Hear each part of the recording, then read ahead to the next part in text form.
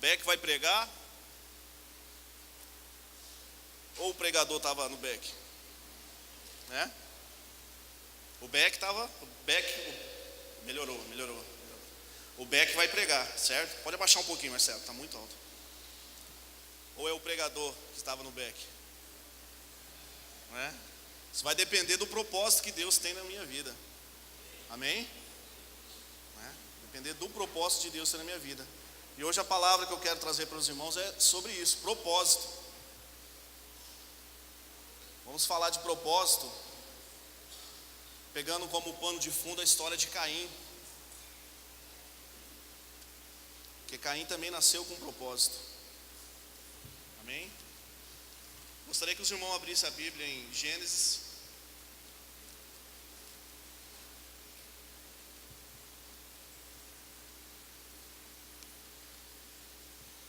Gênesis capítulo 4,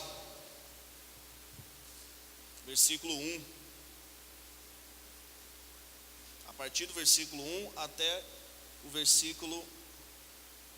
Obrigado, Lê. Versículo 1 até o versículo 15.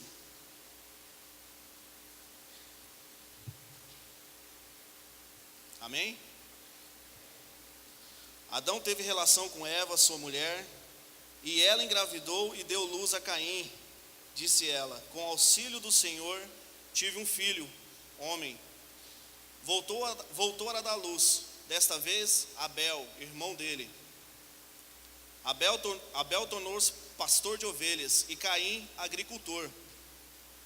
Passado algum tempo, Caim trouxe do fruto da terra uma oferta ao Senhor.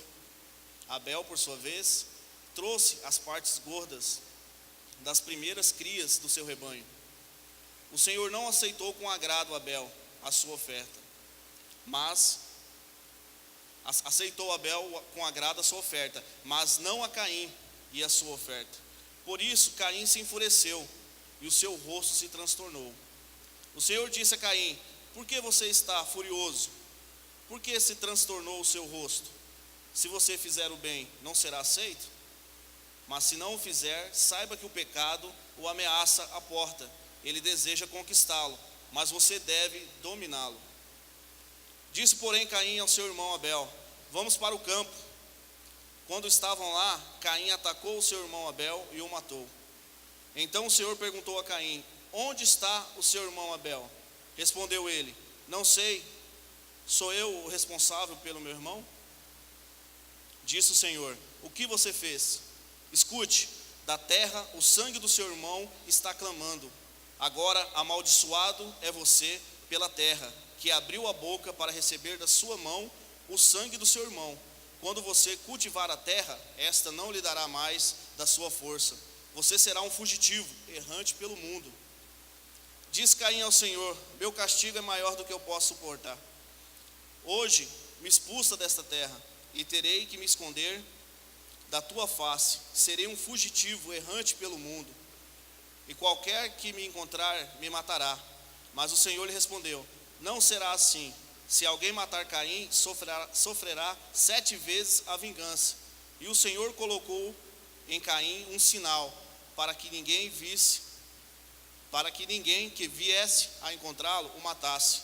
Então Caim afastou-se da presença do Senhor e foi viver na terra de Nod, a leste do Éden.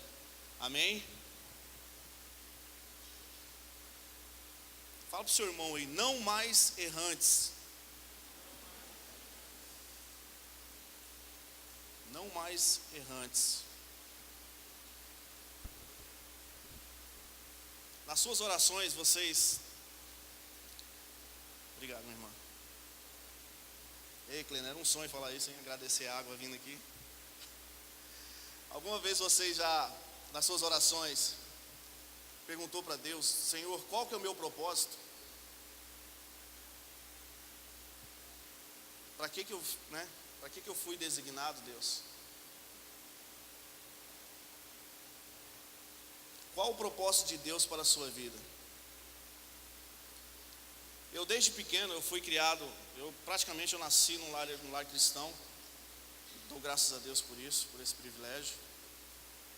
E até então, eu sempre ouço falar sobre chamado. Aquela pessoa tem um chamado. O fulano de tal tem um chamado, né? E geralmente, quando a pessoa ela é discriminada assim, que ela tem um chamado, ela é para ser pastor, é para ser missionário, é para ser um levita, um ministro de louvor, né? Atuar em tribos. Então sempre um chamado tem, desde pequeno eu tenho isso comigo, né? Eu tenho ouvido falar sobre isso, né? Certa noite Deus pegou e despertou em mim essa questão do chamado em si. Não podemos focalizar o chamado apenas no ministério em si, no interior na igreja.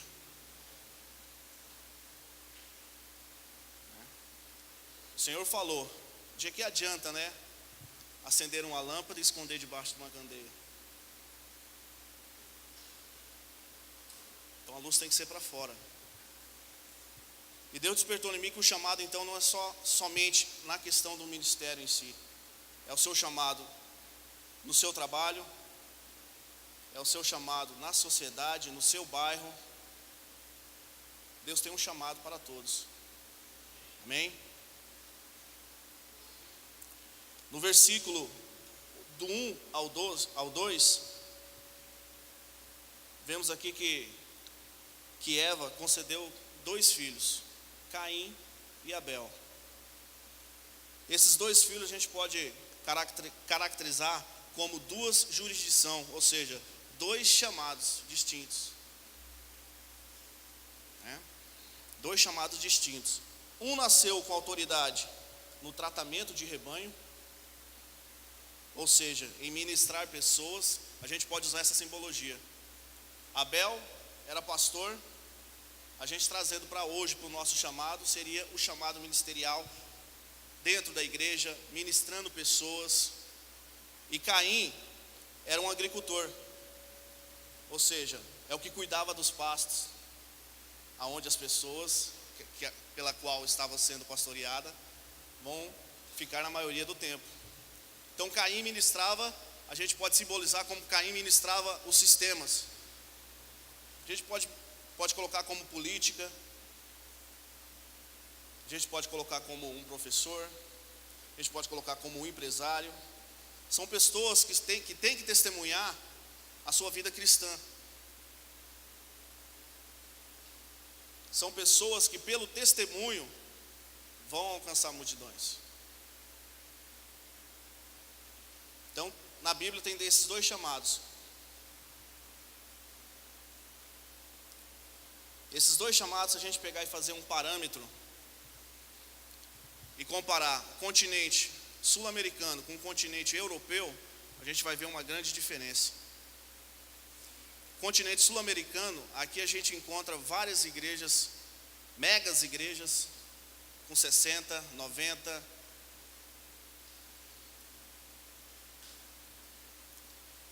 Igrejas, eu ouvi falar na última pesquisa, já passou de 50 milhões a quantidade de evangélicos no Brasil. Então são pessoas que o Brasil está crescendo de forma grandiosa, graças a Deus. Mas porém tem uma questão para resolver. O sistema do Brasil está sendo evangelizado?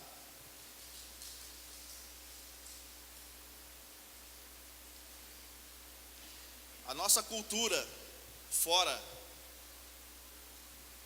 está sendo evangelizada? Será que o Brasil tem um método apostólico para mostrar? De 100%, 8% tem uma força para poder, como eu posso dizer? Tem uma força para poder influenciar todos o restante. De 8% de 100 influencia todo o restante. 50 milhões dá muito mais do que 8% no Brasil.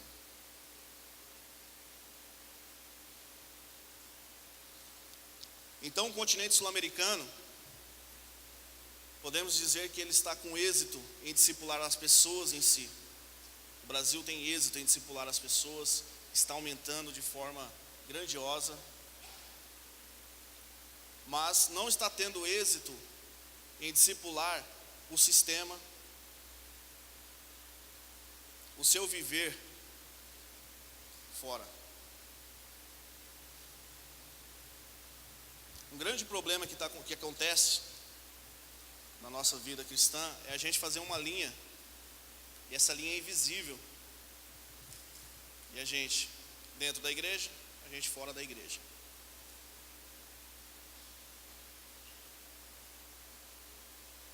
Se a gente olhar, fazendo esse parâmetro no continente europeu, a gente não vai ver tantas igrejas que nem no Brasil, cheias, 60 mil membros. A gente não encontra no continente europeu. Não é? Pode ter algumas, mas não com a quantidade que o Brasil tem. Mas porém o sistema europeu parece que é convertido, né? É um sistema que, um dia desse eu estava olhando uma foto que o Júnior, filho do Teixeira, postou. Ele estava lá para a Europa. O metrô, a entrada do metrô não tinha nem aquelas catracas. A pessoa, cada um vai com passe, vai lá e passa. No Brasil, será que funcionava?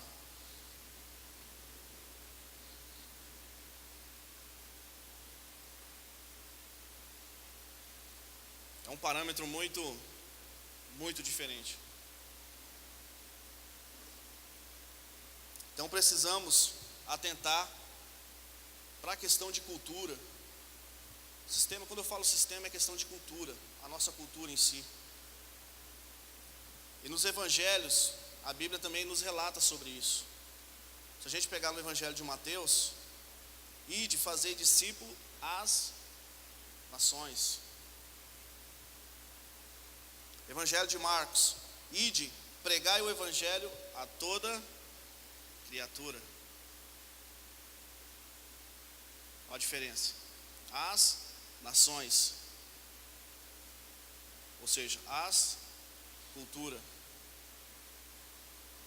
Ide pregar o evangelho a toda criatura. Essa linha imaginária temos que apagar. Essa linha imaginária não pode existir. E para isso, a gente tem que andar segundo o nosso chamado, segundo aquilo que Deus nos designou na nossa vida. Se o nosso chamado é pastorear, se o nosso chamado é ser um ministro de louvor, se o chamado for para ir às tribos, missões, se o chamado seu for para ser um empresário e ali você pregar o evangelho, se o teu chamado for para ser um líder de célula e você ganhar o seu bairro para Deus, assim vai ser.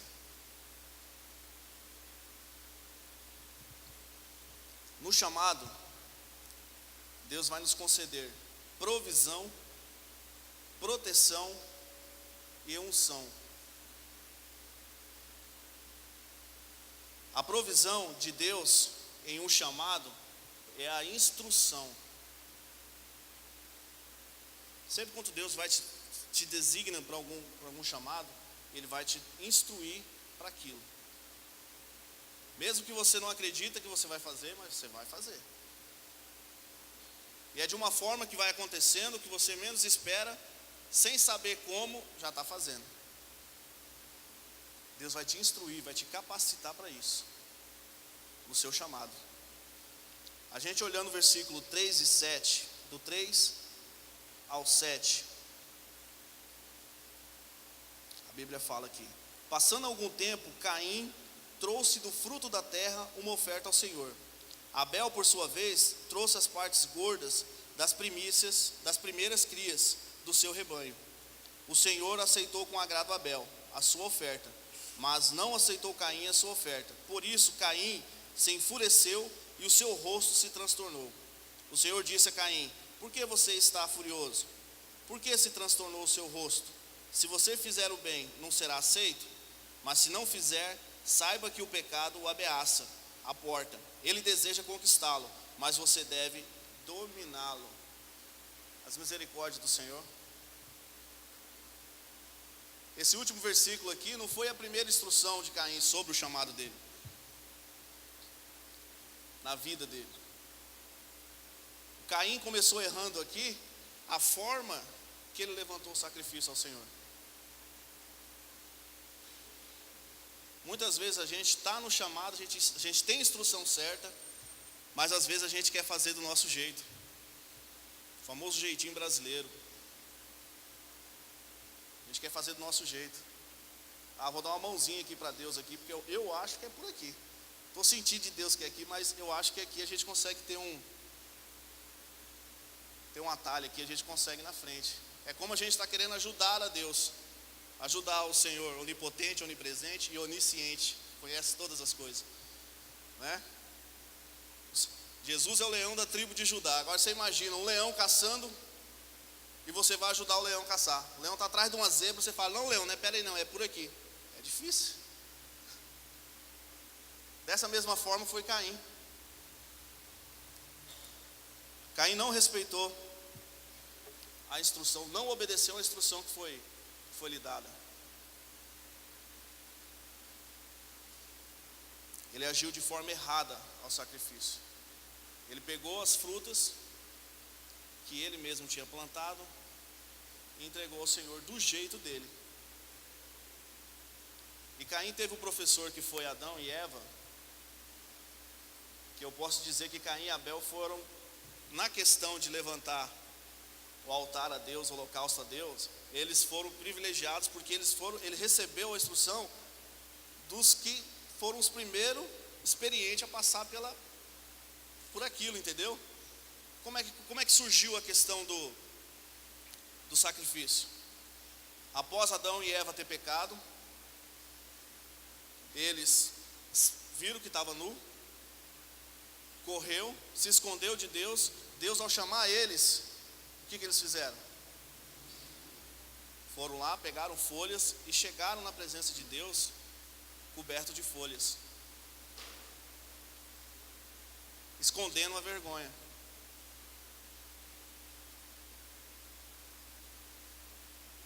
É a mesma coisa que Deus chegou neles e falou assim: não é desse modo que eu quero. A forma que vocês chegam a mim, vocês não podem trazer do mundo. A forma que você tem que chegar a mim tem que ser com um sacrifício, com sangue inocente.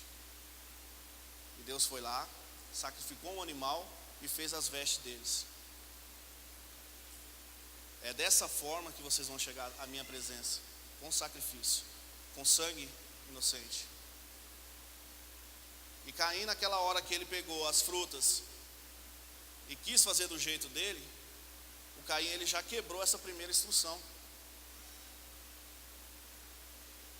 Muitas vezes a gente está no caminho, na nossa profissão, a gente quer fazer do nosso jeito. A gente fica influenciado pelo mundo. A Bíblia está escrito, né? Não influencieis pelo mundo, né?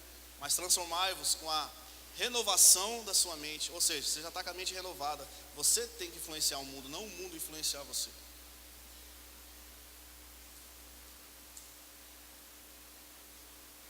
Quando Deus estava me mostrando essa palavra, me revelando, Ele sussurrou no meu ouvido uma frase aqui que doeu muito. Quem não prioriza a instrução como a melhor provisão para a sua vida, está debilitado.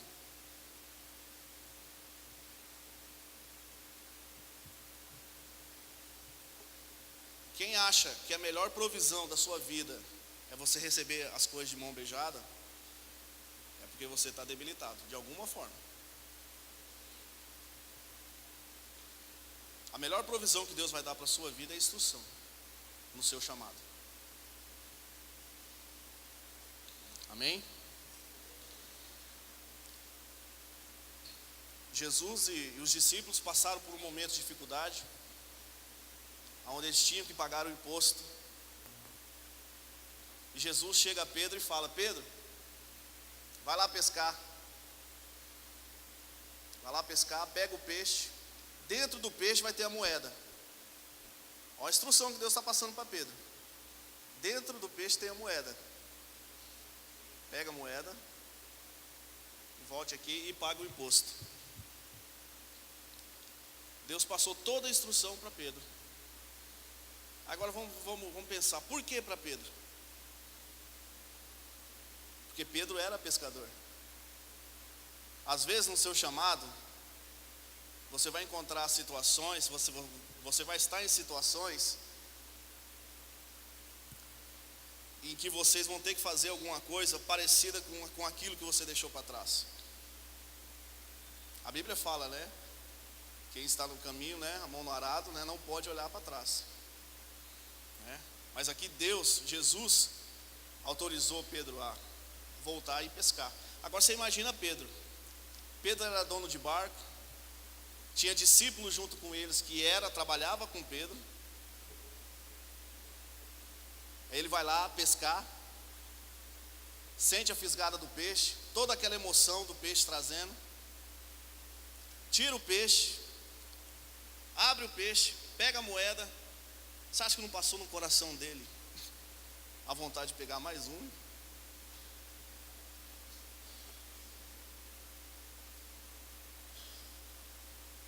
Mas o que ele fez? Deus falou para ele: vai lá, pega um peixe, tira a moeda e volte para pagar o imposto. E o que o Pedro se tornou? A rocha, a igreja. A instrução de Deus nunca pode ser quebrada. A instrução de Deus nunca pode ser quebrada. Deus tem um propósito na nossa vida. A instrução de Deus nunca pode ser quebrada. Como eu disse, o nosso chamado, a gente vai ter provisão, vai ter proteção e vai ter unção. A proteção de Deus no nosso chamado é a própria presença manifestada dele em você e através de você para o seu irmão. O objetivo do seu chamado é sempre para abençoar outras pessoas, é sempre para abençoar o seu irmão. Tem muita gente que está no chamado e quer ter bênção porque vai fazer o chamado. Instrução traz bênção. Se você for obediente a Deus, você vai ganhar benefício com isso. O seu chamado é para abençoar outras pessoas. Através do chamado de outras pessoas, você será abençoado. Para você ir bem no seu chamado, você tem que fazer as instruções certas. Você cumprindo as instruções, obedecendo as instruções, você vai ser abençoado. Mas o propósito do seu chamado é você abençoar outras pessoas. No versículo 8 e 9: disse, porém, Caim a seu irmão Abel: vamos para o campo. Quando estavam lá, Caim atacou seu irmão Abel e o matou. Então o Senhor perguntou a Caim: onde está o seu irmão Abel? Respondeu ele: não sei. Sou eu por acaso o responsável pelo meu irmão? Sou eu por acaso o tutor do meu irmão?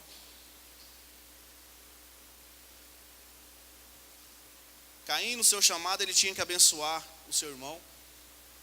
Ele tinha que lançar a proteção ao seu irmão. Porque se você está no seu chamado, você lança uma palavra para o seu irmão, automaticamente você está abençoando o seu irmão e você está protegendo ele.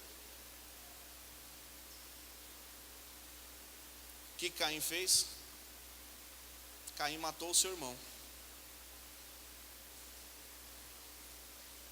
Quando a gente desrespeita o nosso próximo, o nosso irmão, o próximo que a gente vai desrespeitar é Deus. Caim matou o irmão dele. Quando Deus chegou a ele para questioná-lo, ele desrespeitou Deus.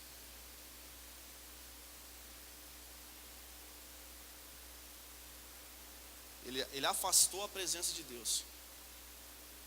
Então a proteção no nosso chamado é a presença de Deus na nossa vida. Rei Saul perdeu a presença de Deus e perdeu o seu reinado, né? quando ele pensou em fazer benefício para si mesmo. Quando ele quis trazer todo o benefício para a honra e glória dele, ele perdeu a presença de Deus e perdeu o seu reinado.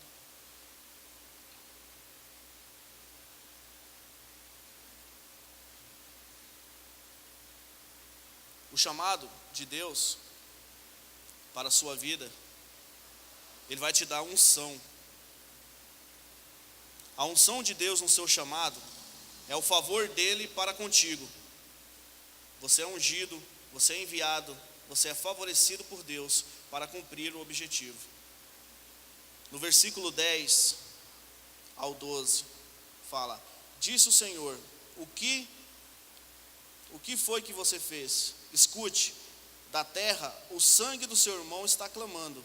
Agora, amaldiçoado é você pela terra, que abriu a boca para receber da sua mão o sangue do seu irmão.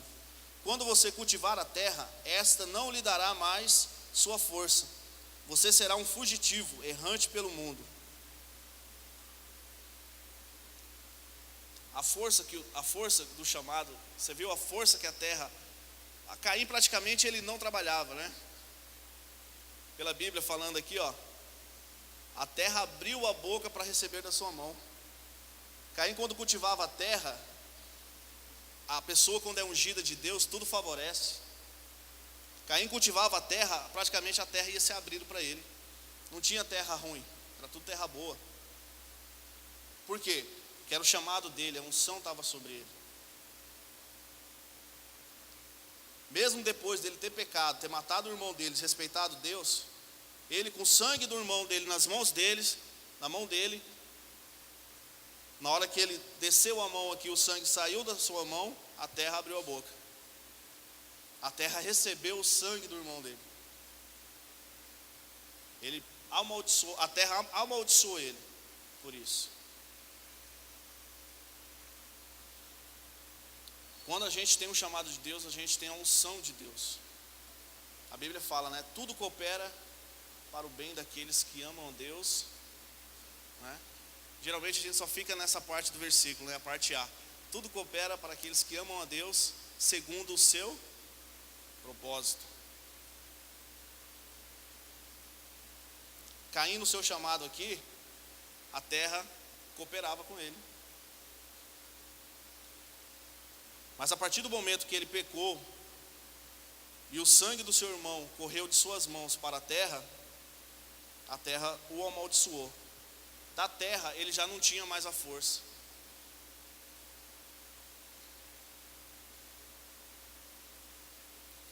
Disse Caim ao Senhor: meu castigo é maior do que eu posso suportar.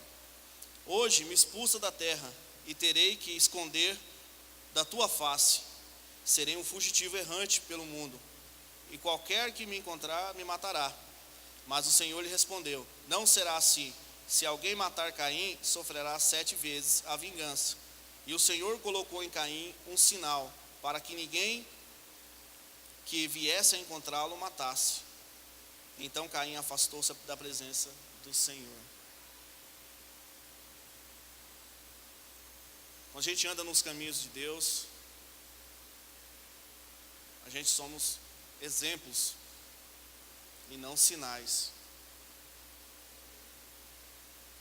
O que Deus quer trazer para a gente hoje, para a gente deixar de ser sinal, um sinal daquilo que a gente não pode acompanhar, e ser um exemplo para aquilo que a gente tem que acompanhar. Essa é a forma da igreja ser no mundo. É a forma da igreja poder brilhar a sua luz. Eu tenho um aplicativo muito interessante aqui, que eles trazem palavras. Ele falou sobre os vitrais, que é aqueles vidros, né, que trazem mensagem, né, por figuras nas igrejas, né? Se não tiver uma luz brilhando neles, não serve para nada. Mas quando a luz brilha neles, eles conseguem transmitir a mensagem. Assim é a gente. A gente precisa da presença de Deus. A gente precisa da instrução de Deus. A gente precisa da proteção de Deus. Amém? O livro de Judas, no versículo 10 e 11,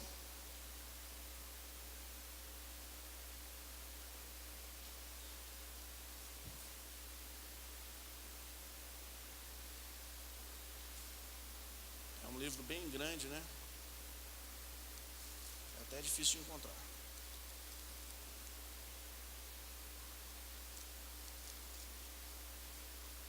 O versículo 10 e 11. Todavia, esses tais difamam tudo, pria verdade. Todavia, esses tais difamam tudo o que não entendem, e as coisas que entendem por instinto, como animais irracionais, nessas mesmas coisas se corrompem. Ai deles, pois seguiram o caminho de Caim, buscando lucro, caíram no erro de Balaão e foram destruídos na rebelião de Corá. Aqui ele usa dois exemplos: Balaão e Corá. Balaão era um profeta de Deus, ele estava no seu chamado, no seu propósito. Porém, ele foi corrompido pelos desejos. Ele foi corrompido em dar valor ao dinheiro.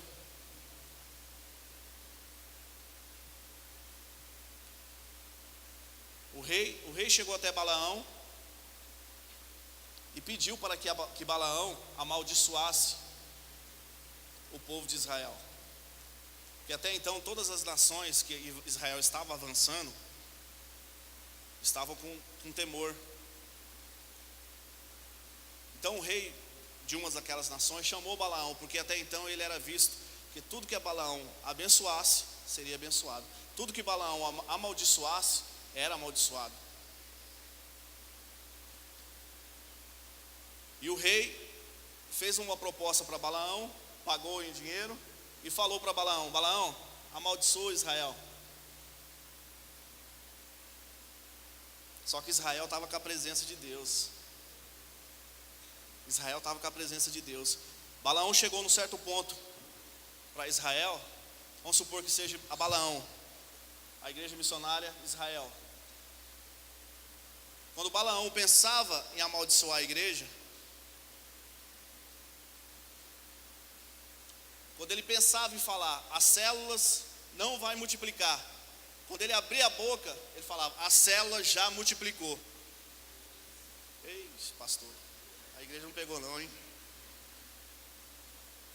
Ele pensava, as células não multiplicará. Saía da boca dele, as células já multiplicaram. Amém? Ele ficou assustado com aquilo. O que está acontecendo? E o rei, rapaz, eu não paguei você para amaldiçoar, você está abençoando o povo? Não, mas não é isso que eu ia falar não. Não, sobe mais um monte. Ele subiu mais um monte. Quando ele pensava em falar, os líderes não são capacitados, saía da boca deles. Os líderes são mais do que vencedores. Amém? Ele ficava agoniado com aquilo, não entendendo nada. O rei falava para ele, que isso rapaz, eu estou te pagando é para amaldiçoar o povo. Sobe mais um monte, eu acho que você está muito cabisbaixo, você está com medo, você tem que se apresentar mais. Eles foram lá e subiram mais uma vez um monte. Quando ele pensava em falar, a igreja missionária vai dividir, saía da boca dele, a igreja missionária é 3.000 membros, amém? A presença de Deus faz isso, irmãos. Mesmo Balaão estando no seu chamado, no seu propósito, mas a presença de Deus estava com Israel. Quem amaldiçoar os filhos de Deus, vai abençoar os filhos de Deus. Um filho de Deus, quando está andando, alguém joga uma pedra de tropeço para ele, ele vai tropeçar, mas não vai cair não, só vai acelerar o passo dele. Isso é a presença de Deus. No versículo aqui, que a gente leu do 10 ao 12, onde ele falou também sobre a vingança de Corá. Está lá em Números, capítulo 16, versículo do 1 ao 40, conta toda a história.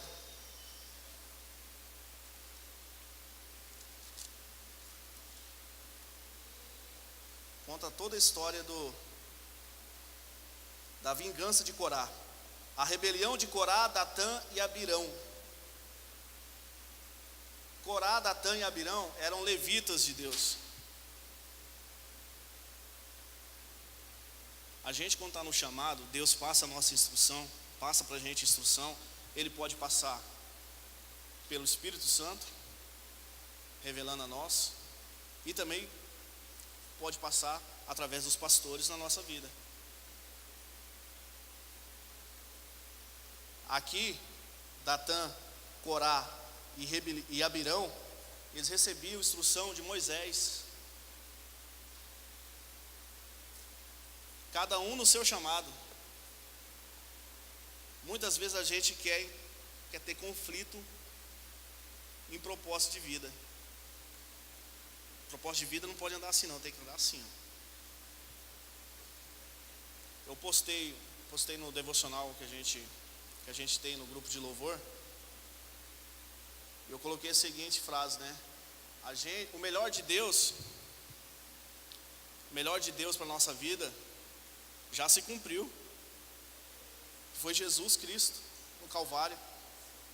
A gente não pode viver a vida pensando no melhor de Deus para que vai vir. Ou seja, a gente tem que andar sempre motivados. A gente não pode entrar em conflitos com os chamados. Então a instrução de Deus, ela pode vir pelo Espírito Santo, como pode vir também pelas palavras dos pastores na nossa vida, que são autoridades de Deus delegadas na nossa vida. Então, Corá, Datã e Abirão, eles se rebelaram contra Moisés. Lembra que eu falei, quando a gente tem um chamado, que nem Caim tinha um chamado dele, a terra abre a boca? Nessa história aconteceu a mesma coisa.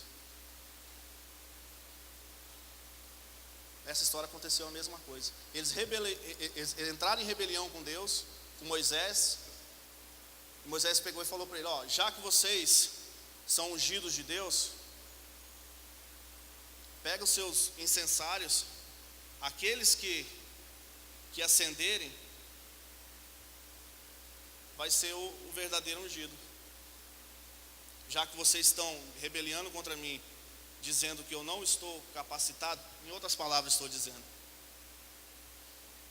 E assim foi. O que aconteceu com eles?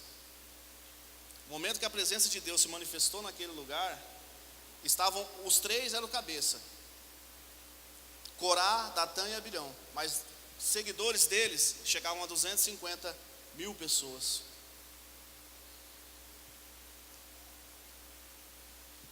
Naquela hora que a presença de Deus se manifestou naquele lugar, eles perceberam com quem estava o chamado, a quem eles deviam ouvir.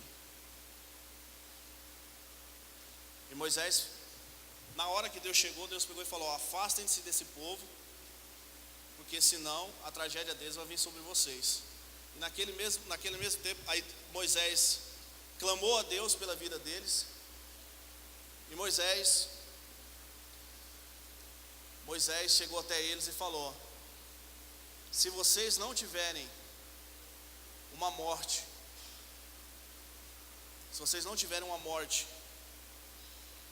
natural, ou seja, se vocês não tiverem uma morte conforme Deus quer, ou seja, a terra vai abrir. Se a terra abrir aqui e engolir vocês, aí vocês vão perceber que eu estou no meu chamado.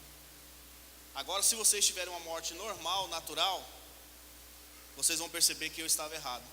A partir do momento que Moisés lançou essa palavra sobre aquele povo que estava em rebelião, a terra se abriu. A terra se abriu, engoliu todo mundo.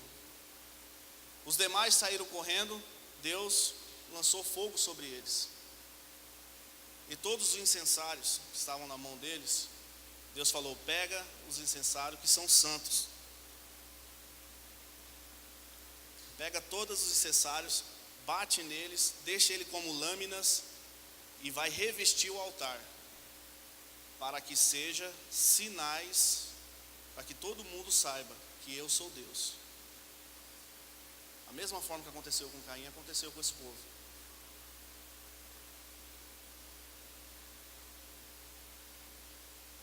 Não podemos ficar na terra e sermos sinais.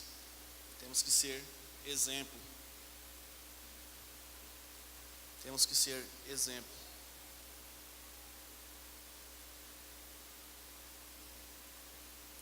A palavra de Deus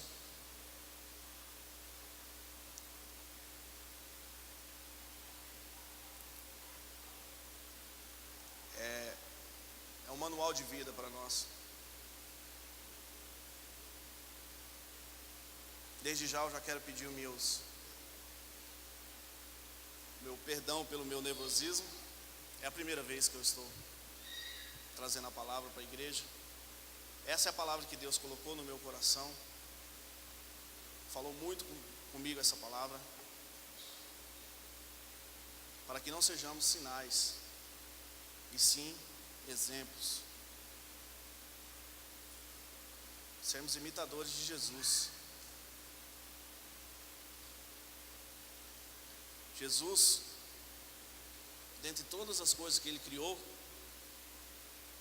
o que a Bíblia considera como excelência nas obras, é o cumprimento do chamado dele. Nosso pastor falou que hoje, esse ano é um ano da excelência.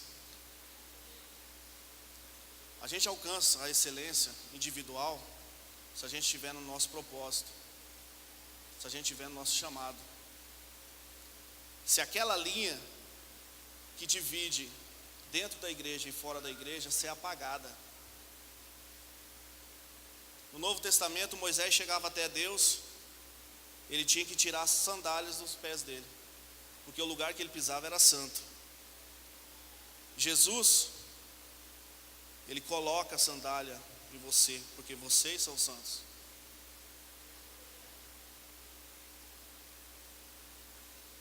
Não é o lugar mais, aonde que a gente vai. Somos nós. Amém?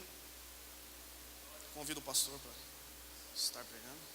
Convido a igreja a ficar de pé.